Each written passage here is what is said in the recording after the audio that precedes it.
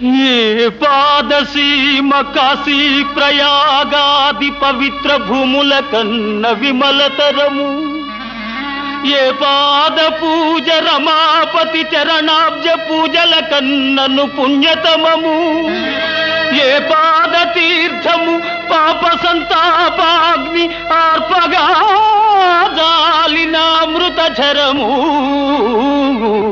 ఏ పాద స్మరణ నాగేంద్ర శయను ధ్యానము కన్నను మహానందకరము.